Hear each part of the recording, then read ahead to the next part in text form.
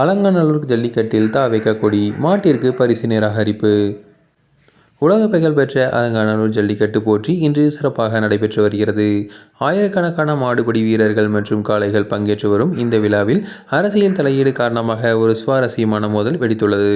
ஜல்லிக்கட்டு போட்டியில் ஒரு காளை வாடிவாசலிலிருந்து அவிழ்த்து விடப்பட்ட போது அதன் உரிமையாளர் உற்சாக மிகுதியால் நடிகர் விஜயின் தமிழக வெற்றி கழகம் கொடியை கையிலேந்தி ஆடினார். அந்த மாடு களத்தில் வீரரிடம் பிடிபடாமல் மிக சிறப்பாக விளையாடி வெற்றி பெற்றது. பொதுவாக பிடிபடாத மாட்டின் உரிமையாளர்களுக்கு பைக், தங்கம் போன்ற பரிசுகள் வழங்கப்படும். ஆனால் ஜல்லிக்கட்டு மைதானத்தில் அரசியல் கட்சி அடையாளங்களே அல்லது கொடிகளோ பயன்படுத்தக்கூடாது என்பது விதிமுறை. இதனை மீறியதால் கோபமடைந்த விழா குழுவினர் மைக் மூலமாகவே அந்த மாட்டிற்கு பரிசு கிடையாது என அறிவித்தனர். மேலும் அந்த மாட்டினை பட்டியலிடும் போது கேள்விக்குறி மாடு என குறிப்பிட்டு அதற்கு எவ்வித பரிசும் வழங்க முடியாது என கமிட்டி கராராக தெரிவித்துள்ளது.